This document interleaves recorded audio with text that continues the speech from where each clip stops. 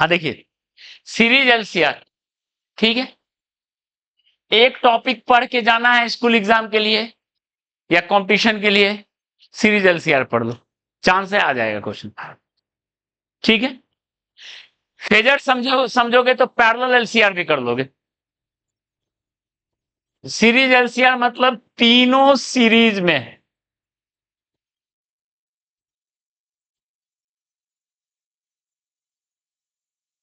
ERMS, omega, XL, XC, XR जो कि R के बराबर है, 1/ओमेगा C ओमेगा L, ये है कहानी, ठीक है। अब देखो इसको कैसे सॉल्व करते हैं। क्वेश्चन वही है अभी तक कि हमको Z निकालना है, क्या होगा, IRMS निकालना है और डेल निकालना है,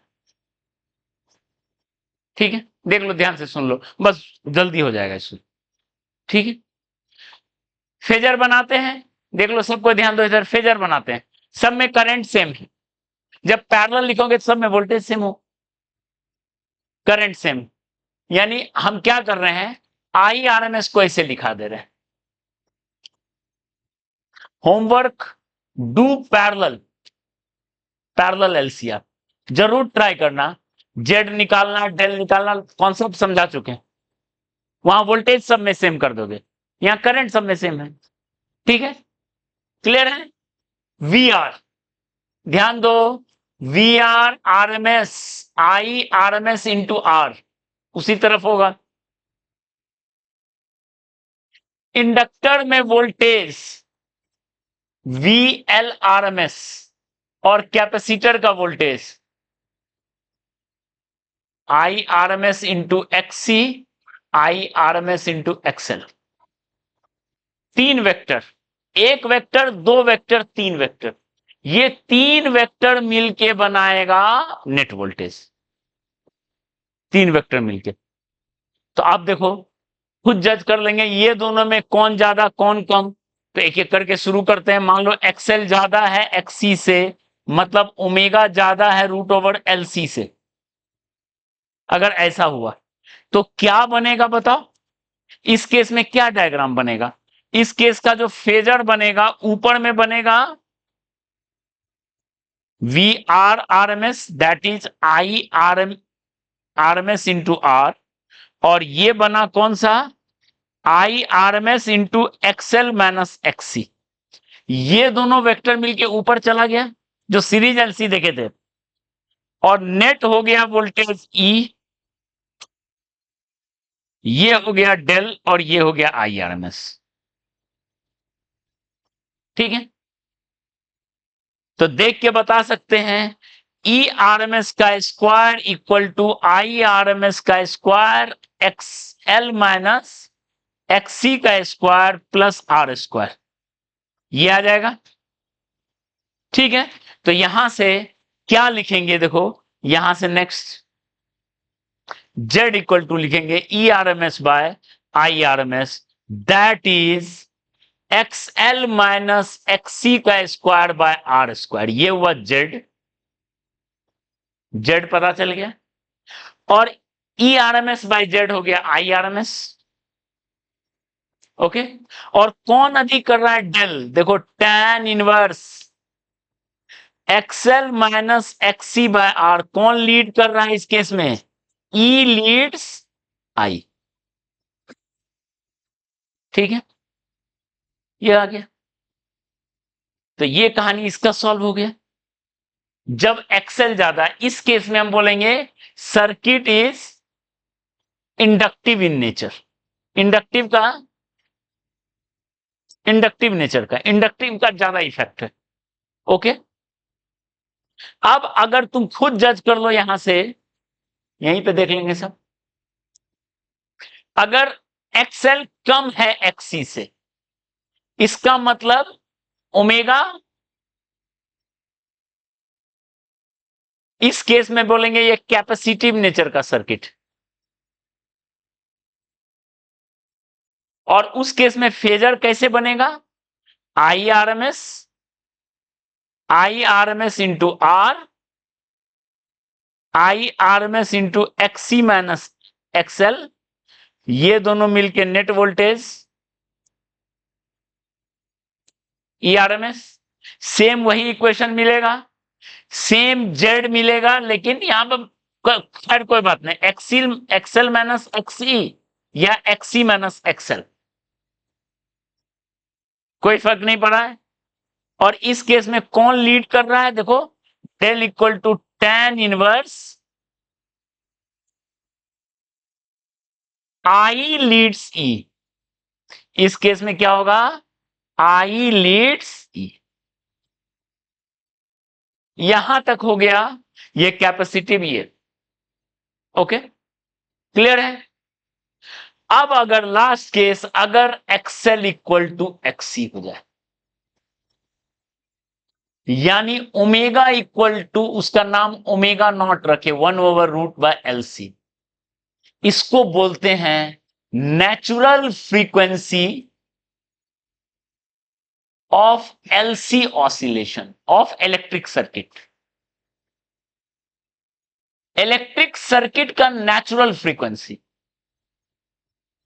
1/√LC, ठीक है। अगर ऐसा, इसी का नाम है रेजोनेंट फ्रीक्वेंसी। क्यों रेजोनेंट बोलेंगे उसको भी समझ में आएगा, ठीक है। एक्सएल एक्सी अगर इक्वल हो जाए तो अब बताओ, ये वेक्टर और ये वेक्टर कैंसिल हो जाएगा, यानी ERMS जो होगा वो सीधा हो जाएगा VRRMS, that is IRMS into R।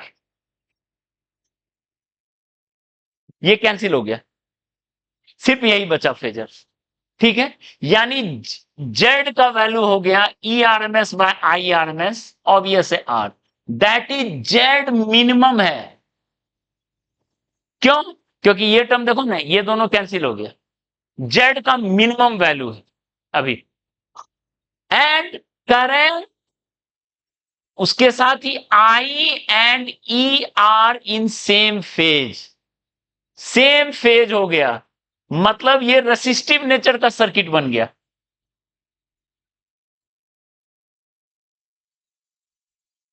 ठीक है। और जब दोनों सेम फेज में है तो उसको क्या कहते हैं, रेजोनेंस।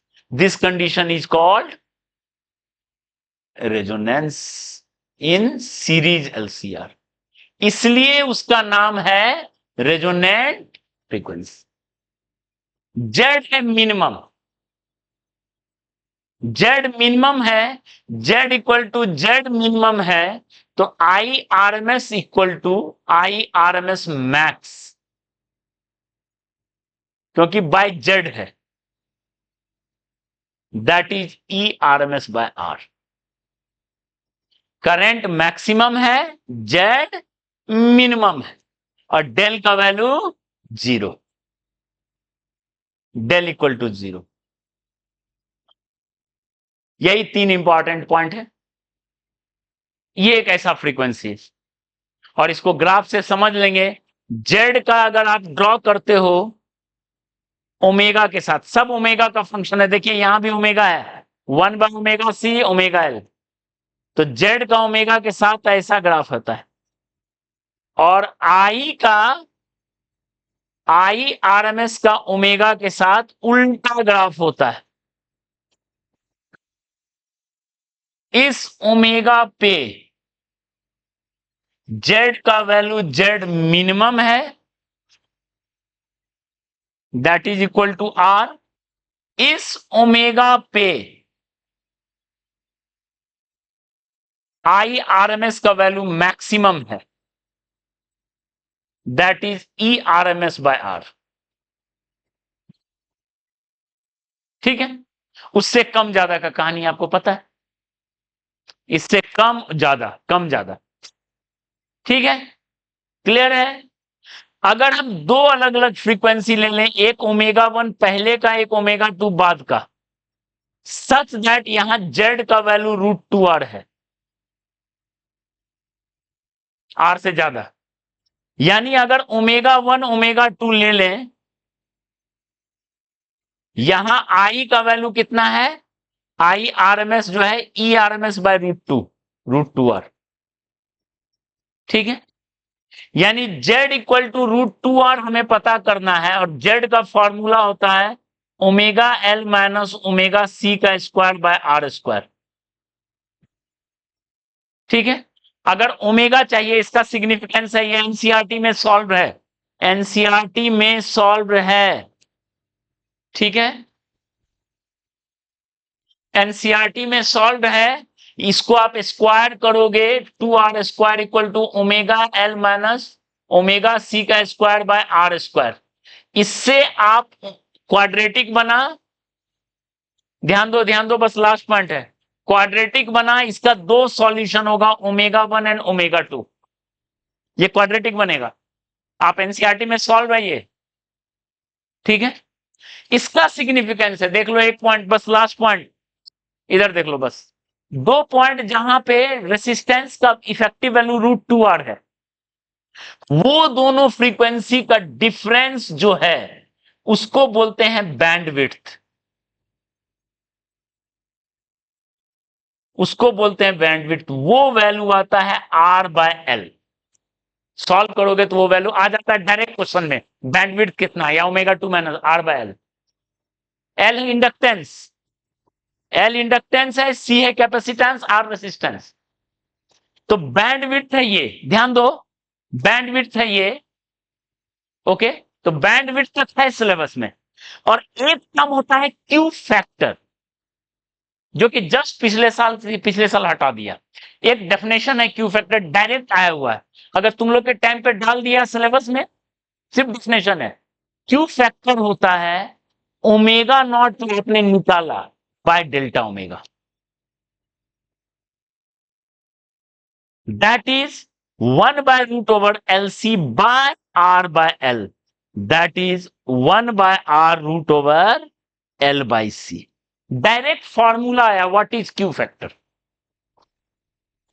ठीक है, तो ये हटा दिया था सिलेबस में, हो सकता है डाल दे, एक लाइन का चीज है। तो resonant frequency by bandwidth, that is factor. Okay, तो सीरीज एलसीआर हो गया। नेक्स्ट क्लास में हम लोग कुछ प्रॉब्लम लेंगे इस पे, एलसी ऑसिलेशन बताएंगे, ट्रांसफार्मर बताएंगे, एसी चैप्टर खत्म, ईएम वेव शुरू करेंगे।